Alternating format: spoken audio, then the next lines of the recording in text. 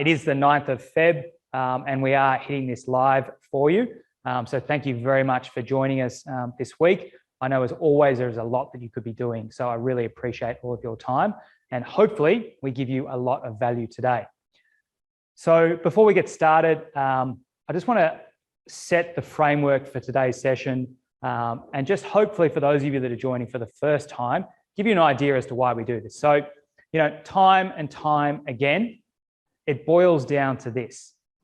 That is, everyone seems to suffer from the following set of circumstances, either in total or in some sense. So everyone wants to know is, how do they buy a home that they can afford, that is right for them, and that will add long-term value to their life without making a mistake? Okay, so how many of you out there can relate to that, understand it, have been through it, are going through it right now? It's really simple. It's got to be affordable, it's got to be right for you, it's got to add long-term value to your life, and you don't want to make a mistake, because it's a big commitment owning a house. It's not like buying a sandwich for lunch and saying, you know what, that's not quite right, I'll get it better tomorrow.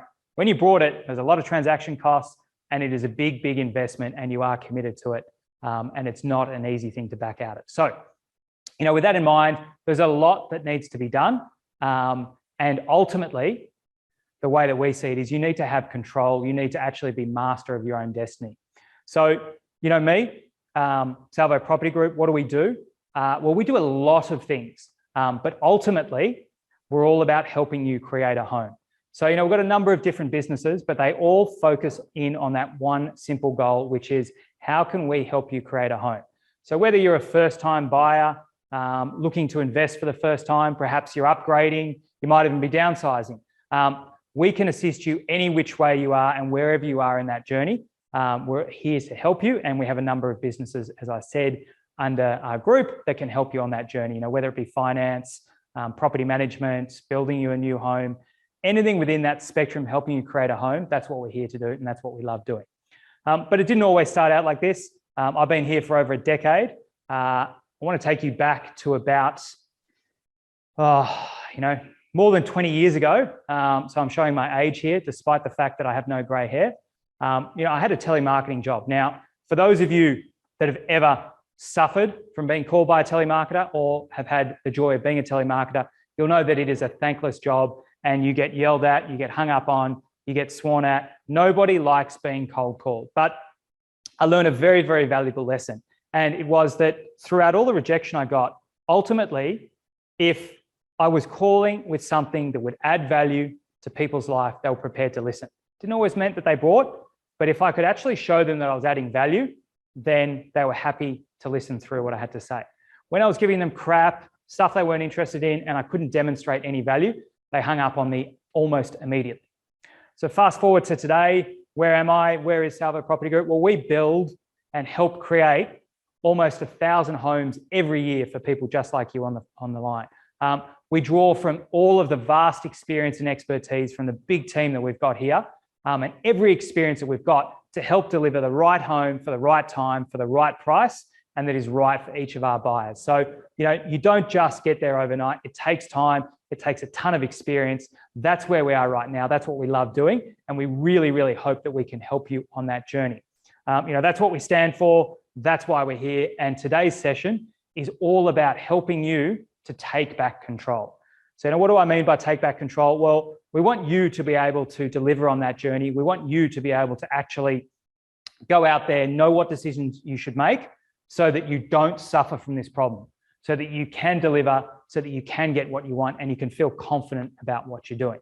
So how do you do it? Well, I'm going to be honest with you. I'm not going to solve it for you today. It's going to take a hell of a lot more than 40 minutes, but I want to show you the framework. I want to show you some of the key things that you can do in each of these pillars of the framework. And ultimately, then you can decide your pace, you can decide your journey and how you best feel on delivering on that and how we might be able to assist you. So it's really, really simple, the solution. This is something that we've been working on for years, and we've broken it down to 3 core pillars that you need to focus on. And if you do this and you continue to do it, then I guarantee you'll have success and you will be able to make sure that you don't suffer from that problem. So number 1, find. You've got to be able to find the right home. So whether that be actually buying a home now or perhaps you might already own a home, you might own an investment property, you constantly got to be making sure that it is right for the market. So really, really important that you've got the right home for the right place, okay? So, if you've got an investment property, it might be looking and saying, okay, well, the current demographic is young university students. Well, don't be having a luxury 4-bedroom house with all of the best fittings, because that's not going to match the market and you're not going to get value for that. So that's what you've got to go through. That's what you've got to focus on. Number 2 is finance. So really, really important.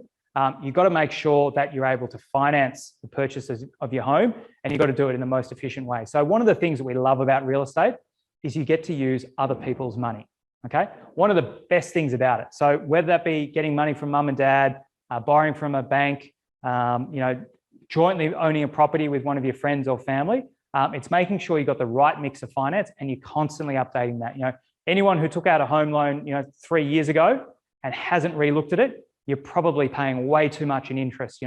Rates have drastically changed.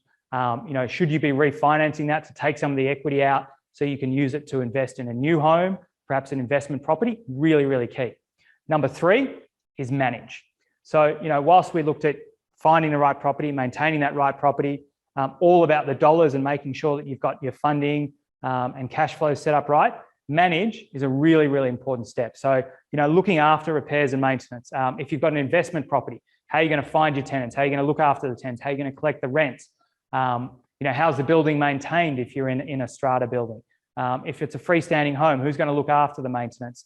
All those things to make sure that you continually are looking at this process, you're making sure that things are making sense, and you're constantly updating and doing. So it's really, really simple framework, but it takes time. You've got to understand it, and you've got to know each of these pillars. And what you've got to do is you've got to do it over and over and over, right? So as I said, it's not a stationary thing. You've got to keep thinking about it, and you've got to be able to keep moving forward with it. So that's the framework of today's session. That's what we're all about, as I said, helping you create a home. So how are we going to go through this today? What's the run sheet? Well, we're going to break it down into 3 sections, okay? Number 1, I'm going to try and round out what's been happening in the last 7 days in 90 seconds. Those of you that joined last week, I failed miserably. I got through about 3 things before I ran out of time. I'm going to try and do better. And hopefully I will be done within 90 seconds. Then we're going to move forward to the main part where we're going to focus on each of those pillars I talked about. So remember, find, finance, and manage, and go in depth into some of the things that you can do and how that will assist you through that process.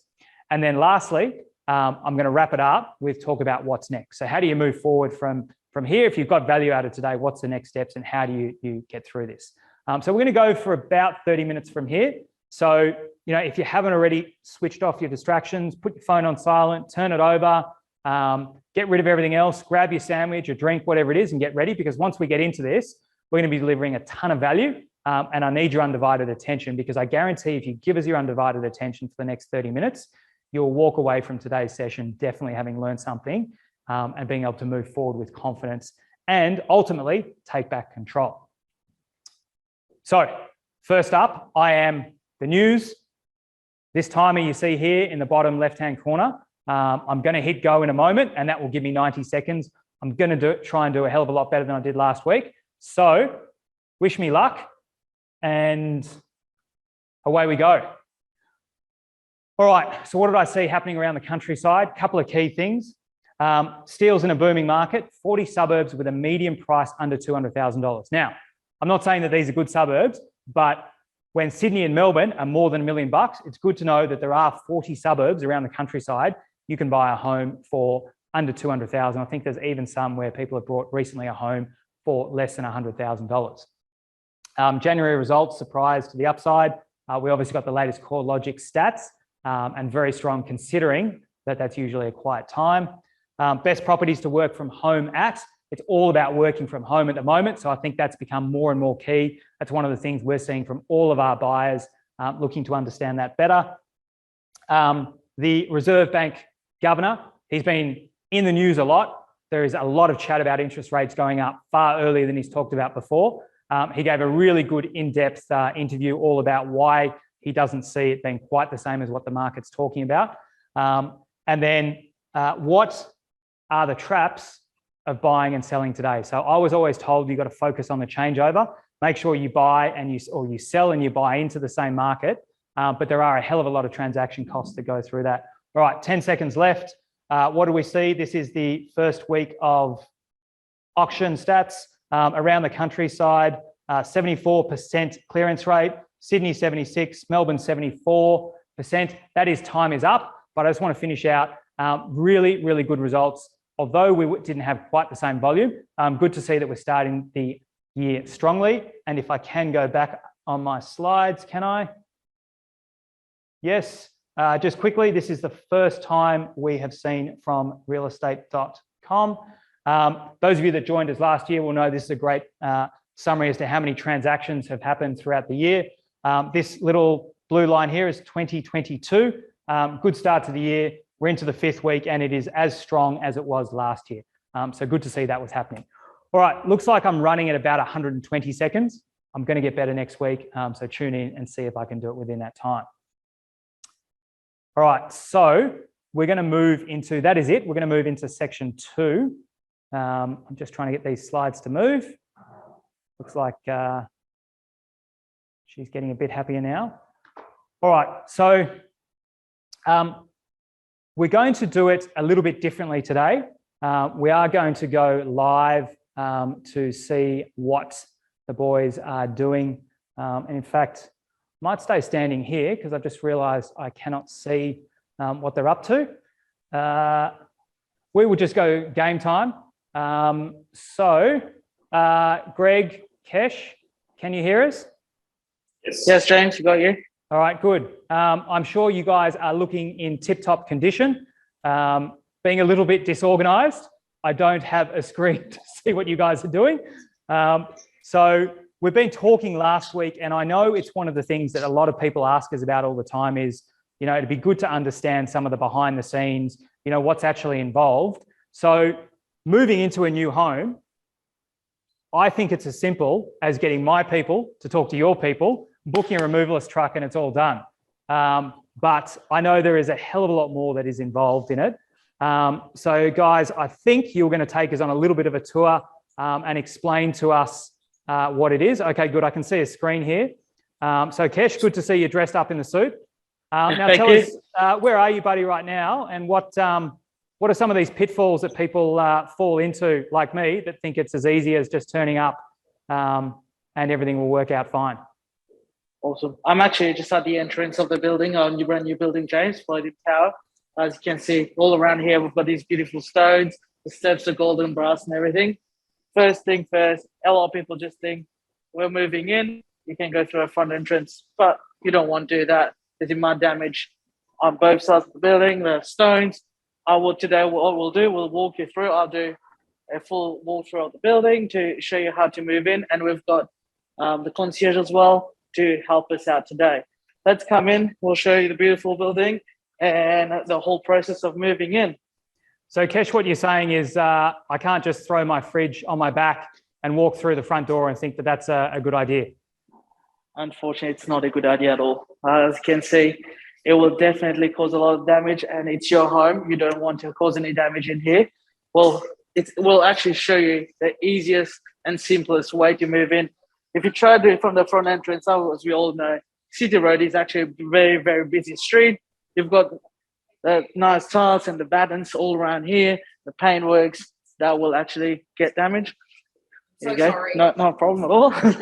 We'll actually go and speak with Mansi here. We've got Mansi at the desk who will give us a little tiny little key, which is the magic key for the lift. Thank you very much for that. And we'll take you through the back entrance and show you how to move in and where to go. Okay. So, Kesh, just on that, this magic key, can anyone just turn up and grab this magic key? Unfortunately, no, you need to book it at least 48 hours in advance and send us an email or even give us a phone call if the lift is available during the moving time, which is 10 a.m. to 4 p.m. at Palladium, and we'll book you in. And once you're here, come and see our concierge. We'll walk you through how to actually lock the lift, and move in. Okay. She's giving me the key because I know how the magic key works, so that's why I just got it quickly. So just while you're walking through, for those listeners that are on the line today that are not lucky enough to be living in this building, perhaps one of the other buildings that you look after, if there isn't a full-time concierge, how might they go about organising this magic key? In the other buildings, they definitely need to contact the building manager, and we will arrange for the magic key. But again, it needs to be done in advance. It can't be done on the day, as some buildings don't have a full-time building manager or a full-time concierge at the front desk. So always send us an email or a phone call, and we will sort it out for you. All right, sounds good. We'll just take you at the back of the loading dock, just to give you a quick overview of where you can park, how easy it is, and to make your life easier to move in.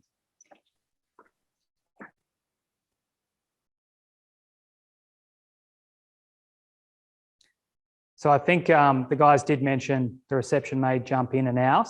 We'll open there we go, he's back. Door. Yep, sorry.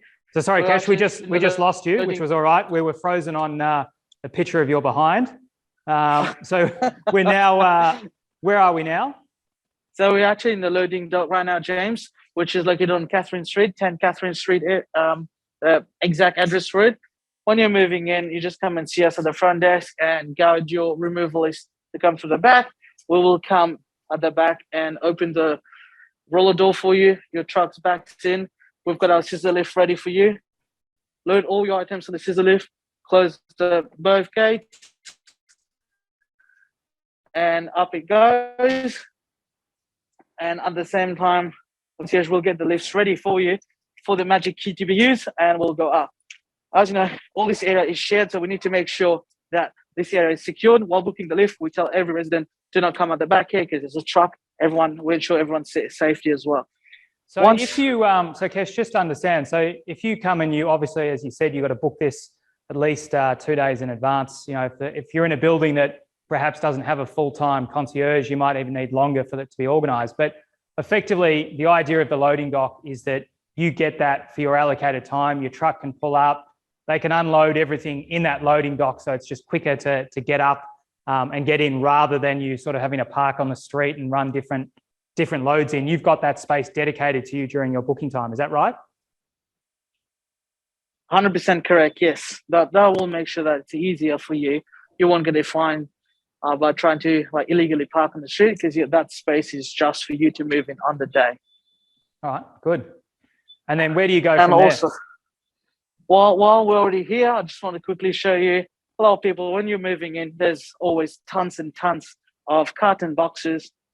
A lot of people think if I squish it a little bit and just put it down the chute, it actually blocks the recycling chute. So we've got an actual area where you can bring all your cartons.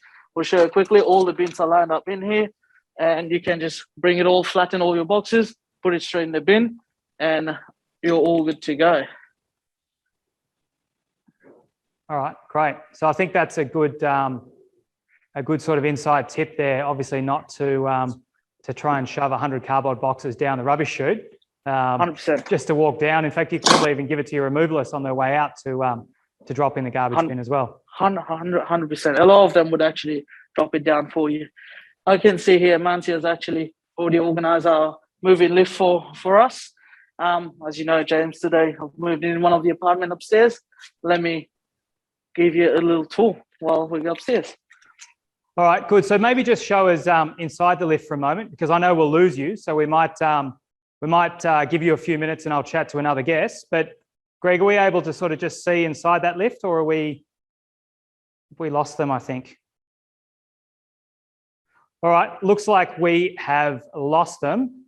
So we will be going back. They want to show you a little bit more as to what is involved once we get up. But for now, I want to just move on to our next guest. So, as I said, we're talking about move-ins. Lucas is going to join us in a moment, and he's going to give us a bit more insight into some of the things that you can think of before your move-in. Kesh and Greg have shown us what happens on the day of your move-in, and also talk about some other key things that you need to think about. So, Lucas, you want to come join us? Hello, welcome, James. my friend. How's it going? Good news is I've learnt after last week he's got 2 blue dots. So those of you that missed him, so grab a seat. Thank you. So we just saw from the boys before sort of showing us what actually happens on the day of the move in, which I think is interesting. People like you probably have had your people do all the moving for you and you sit back and relax and enjoy. So that might have been an insight for you, just as it was for me. But tell us, what are some of the things that people need to think about well before they move in to make sure that it goes smoothly? Kesh talked about booking a lift, but I'm sure that there's a ton of other things that people need to think of. Look, that's right, James. We look hard to find the perfect property, whether we bought a new house, whether we're tenants, we're renters, we're getting ready to move in. We're so excited that sometimes we forget the basic things, the things that we need in order to make and that can spoil the whole experience. I mean, I know firsthand. I'm going to steal one of your points. I forgot to connect the electricity. It was my first time moving from beautiful Bondi Beach to Melbourne in July. And I tell you what, it was freezing cold. I had to abandon the place and go and book a hotel because that was no good. So I've learned that firsthand. I'll never make that mistake again. Hence, I never moved again. But I'm sure there's lots of other tricks and tips like that. There are, and we'll run through as many as time allows us to. So first of all is change of address. Okay, so you got to make sure you change your address so you still get all your mail it's mainly bills, address. So maybe some people don't want to change their address. Also, voter registration is another important one that people forget. Yep. So it's very important to do that.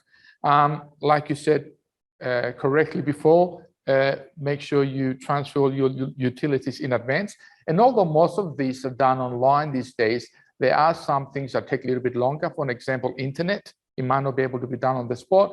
If you love your movies and your sports like me, Foxtel, it's another one because they have to send you out the box. So you got to make sure you prepare yourself well in advance for that. Another important one, which I unfortunately felt miserably, is take measurements. So when you move into a place, you got to make measurements that your furniture would fit in the door, that your fridge will fit in its spot, not like me where I have to send the fridge back and buy another one and wait for a few days without a fridge, your washing machine, all those things. So make sure you take measurements so your furniture will fit. Another important one that doesn't really cost a lot of money but offers a lot of peace of mind is change the locks, because you don't know the previous owners, previous tenants, agents. You don't know how many kids are out there. So it's always wise to change your locks. Now, when you move, plan your moving day strategy. So, speak with your movers, book them. Good movers get booked, they're very quick. So if you've got a company you prefer to deal with, make sure you book them to find out which days and times they're available, so then you can organize your moving. If you're a tenant moving into a new property, do your ingoing inspection report, ideally before the furniture gets down. So then you can really see every corner of the house and take lots of photos. Don't be afraid to be specific with any dents, scratches, whatever you might see, because that means when you move out, you don't have to pay for it. Start decluttering, okay? I mean, why move things that you're going to throw away? Again, I'm guilty of this. So, go through your garage, go through your wardrobes, donate any old things that you don't want. Otherwise, organize a cancel pickup. Put your things out on the nature strip and the cancel will come and pick it up. Be mindful that certain things cannot be thrown out. For example, tins of paint. So in hazardous what about materials. Your kids and your wife? Can you throw them out while you're out to do a cancel pickup? But I was going to say, again, not to throw out, but you've got to organize, for your children. If you've got children, maybe they stay with their in-laws or relatives or friends that day. If you've got a pet. So you've got to think of all those things in advance. Cleaning up. So you shouldn't wait until the day you're moving out to clean up, because there's things like walls, ceilings, blinds, lights. You can start cleaning all those things well before you move out. Have everything packed before the movers get there. All right, so don't have the movers show up and you start packing.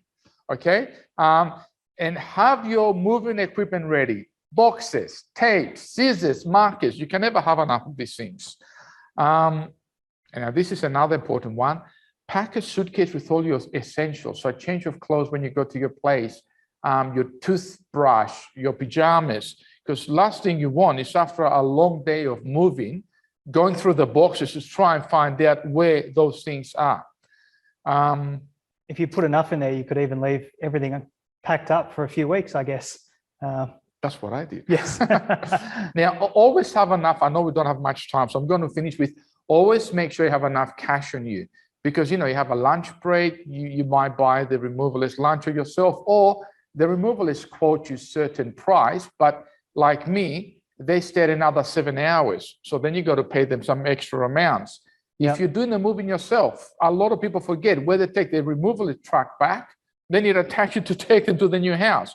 So always just make sure you got enough cash on you. Yep, very, very good idea. Now, I know also you wanted to have a quick chat about insurance. I know we had a few questions about that. Correct. So maybe can you just sort of give us a bit of an overview? Insurance is one word, but it is quite a complex thing. There's very different types of insurance, and I guess we're specifically talking about insurance for your home here. Can you sort of break it down for the viewers? What are the different types and a couple of key things they should look out for? Okay, so basically there's two types of insurance. One is the building insurance and one is the contents insurance. So for those that don't understand what is the difference between the two, first of all, home and building insurance is the same thing. So it basically, in short, it covers any main dwelling or garage or anything that's lockable, and it covers the permanently attached and fixed things that you have in that property. Yeah. And contents are the things. So a question I know we always get asked, freestanding home. Yes. It's an obvious question, you get it. Yes. We always get asked the questions by, a lot of our listeners, if they're living in a strata building, an apartment building, do they need home insurance? No, I was going to go into that. Sorry, so I've stolen your if thunder. you're living in an apartment, you do not get a building insurance, as that is covered by the strata or your body corporate. You just need to get a contents insurance. So hitters, contents insurance. So contents that? insurance is basically everything inside your house that is not permanently fixed to the walls, but it's things like furniture, carpet, TV, fridges, things like that. Now, some people ask, how is the cost calculated? Okay, Yep. so it is basically depends on the amount that you insure and what is the likelihood of you making a claim. So they're the two main things that determine how much you pay. And I've done a little bit of research on this very quickly. Okay. So normally if you insure a property that's worth $1 million, your policy will be around $2,200. Okay. But do check around, because when I did a little bit of research between different insurers, I found a difference of $1,700 between companies. So always do your research. Have I got a few more seconds? Have a few more seconds. Okay. I've got the green light that the boys are back in range. So finish off though before they steal the thunder. So look, there are some things that are not covered in your insurance, and some things that you've got to be specific about. For example, jewelry. So typically speaking, anything that is jewelry or worth more than $15,000, your insurance will request that you specifically itemize each one of those items. Yeah. Things like laptop, because a lot of people have laptops these days and their whole life is there. That is typically covered under a business insurance, which is up to $5,000. If you have the grandma's piano that you're moving, make sure you insure it even when you remove your removalist, pick it up to move it into the property. And there's some things obviously that we cannot insure, like photo albums, passports, and documents like that. So just make sure the insurer that you choose to look into some things, what is insured and what you might have to specify in the insurance. All right, very good. Hopefully all of you got some value out of that. I do know that we didn't, for some of you, might have been thinking of landlord insurance, which is another type for those of you that are investors. Obviously, when we have a focus on investors, we perhaps might get you back and you can run through that, because I think that's also a very important type of policy for those people out there that are investors, because they might think that they don't need insurance. But I think if ever there was a time, it became really, really apparent how good that insurance was over the last couple of years, with the amount of carnage that's happened with the coronavirus and all the lockdowns that have been occurring. So Lucas, thank you very much for joining us. We're going to head back live to the guys. So thank Thank you. you for having me. And we'll see you soon again. Thank you. All right. Greg, Kesh, are you back? Yes, James, we're back on level 39. Just show you a little bit around and our new apartment. Before I go back to the apartment, I just wanted to show you what we've done this building here in terms of shoots. As you can see, normally it's always around in the corridor, but this time, just to keep all the nasty smell and everything away, it's actually hidden, tucked in here nicely in the smoke lobbies. We on every floors. So a lot of people normally ask us, "Oh, what do we do with our general rubbish?" You normally come in and have a look, whether it's garbage, you put in the garbage, and recycling, you put in there. On every floor, there's actually notices that can say, they actually advise you what you can put. And as I mentioned earlier, cardboards, it's a no-no.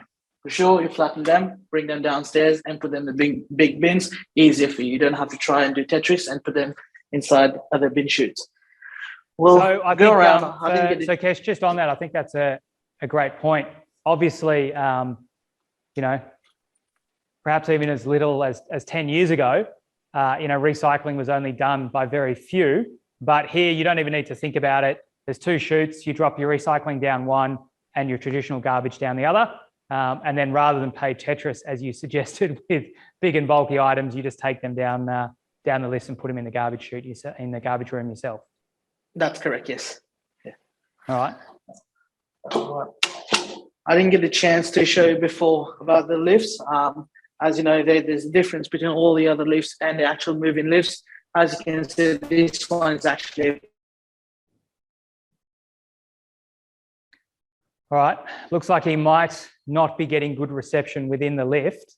I can't quite tell from the picture, but I think what he was going to tell us is that the lift that gets used for moving in is got additional height in it. So, Lucas mentioned about measuring your furniture. Typically, you can fit furniture into your apartment, but you need to make sure it also fits in the lift, as well as, I believe, we can't quite see there, the lift will get padded and those walls will be padded so that you can obviously not damage the lifts when you're putting your stuff in. The lift, make sure it protects. All right, looks like we properly lost them. Yep, sorry. Oh, no? Okay. Now we're back in the apartment. As I'm pretty sure Lucas mentioned about utilities, first things first, before you move in, make sure you connect all your utilities. You don't want to walk into the apartment. You've got all your items in here and you go, oh, there's no light. If you've connected your utility, like for example, electricity, with our embedded networks, always just check your switchboard behind the front door. Sometimes it's in your bedroom as well. Flick the switch and you're good to go. In Palladium here, we've got high-speed internet as well. So you can just create an account with Lightning Broadband and they will be able to send you a router if you need one, or they will give you your credentials to insert into your own router and your internet is connected.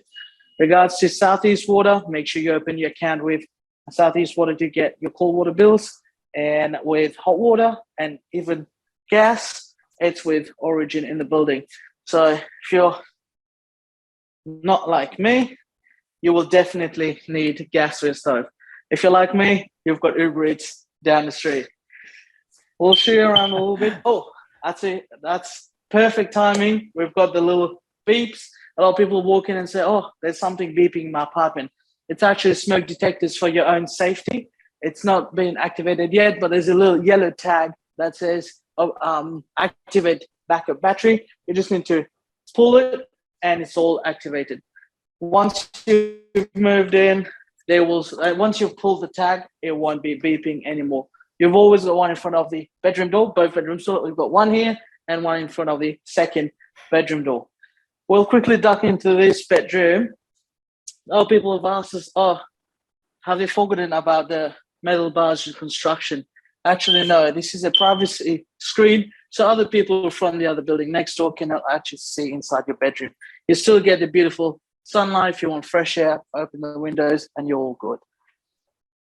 I thought for a moment, Kesh, you were going to play that trick that I know you love watching on TikTok, where you hold the fork in front of your face, looking at you, and pretend what it's like seeing you from behind bars? Unfortunately, I haven't unpacked my forks yet. I can't do it today. Right. Alrighty, so as you can see, this one I've got a beautiful view. On the balconies, we always tell people, do not put any loose items. Anytime you want to actually go out and enjoy the sun, you can always bring a chair, put your chair out, enjoy the beautiful view, sunlight. But once you're back in, please bring it back in. We all know how Melbourne weather is, or it can be raining, really hard, strong winds. We don't want any of your items to fly over the balcony and actually injure someone else on the street or cause any other damage to the building.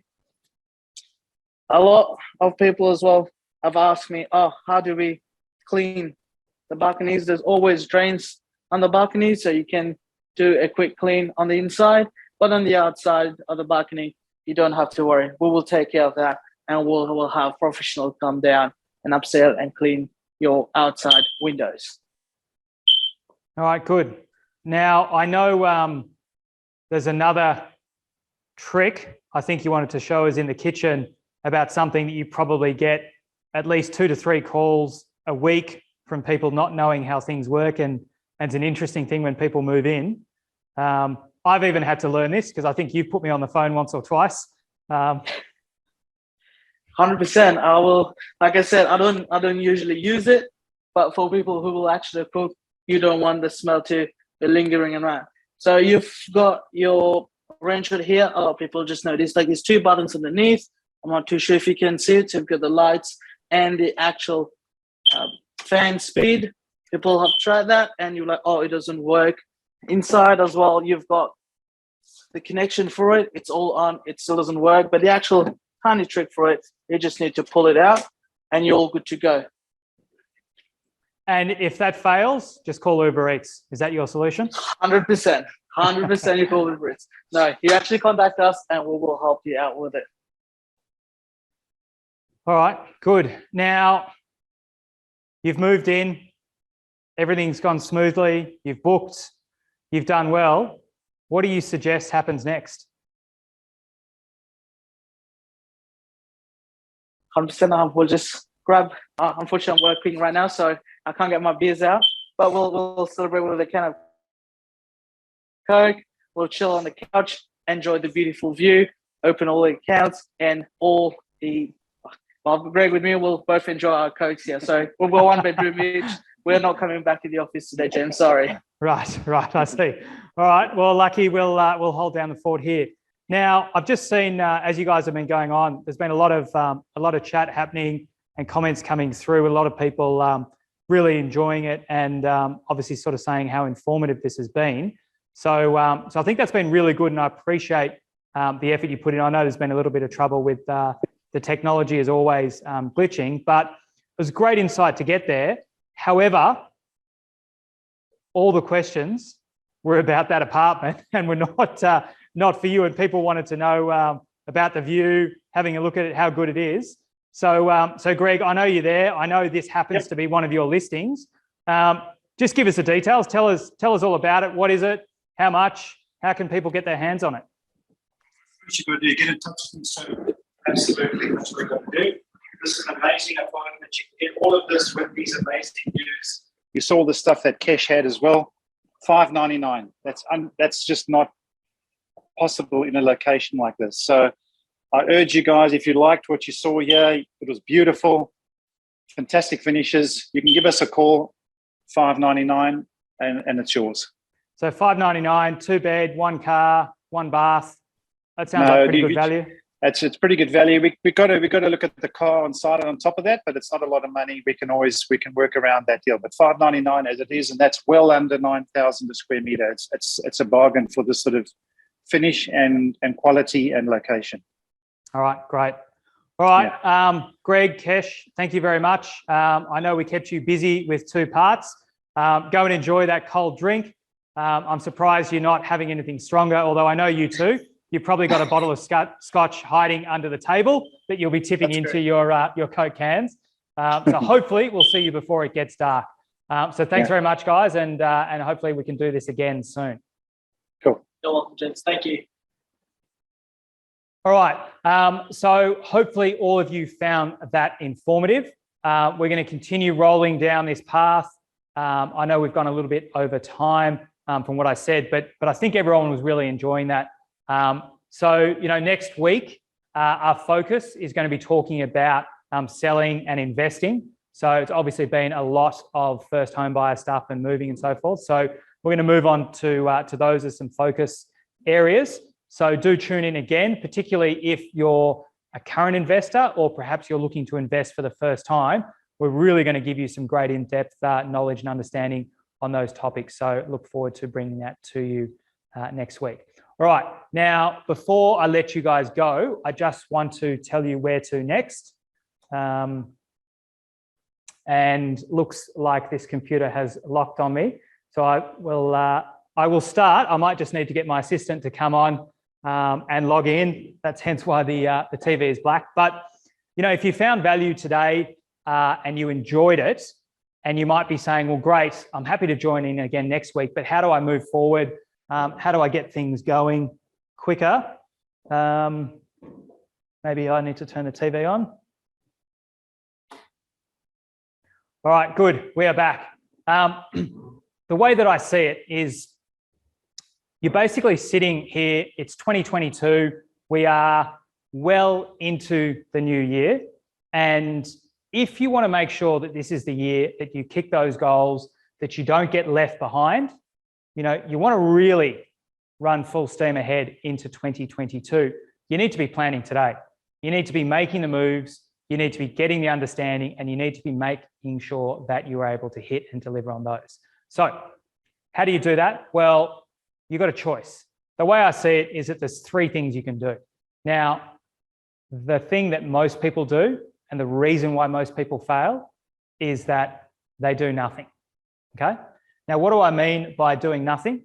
Is it doesn't mean that you don't actually do anything, but you don't make any changes. So, if you haven't achieved what you wanted already, then let me just proposition you with this. If you keep doing the same thing, you're going to keep getting the same results. So you need to mix it up. You need to change. Ultimately, you need to take back control, as we've been discussing and as we've been talking about in this framework.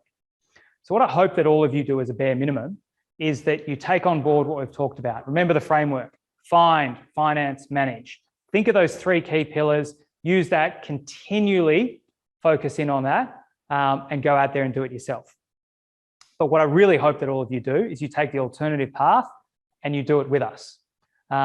So what I mean by that is let us help you, let us take you on that journey, and let us use all of our expertise and the whole team here to really help you drive through and fast forward as to where you want to be on that journey.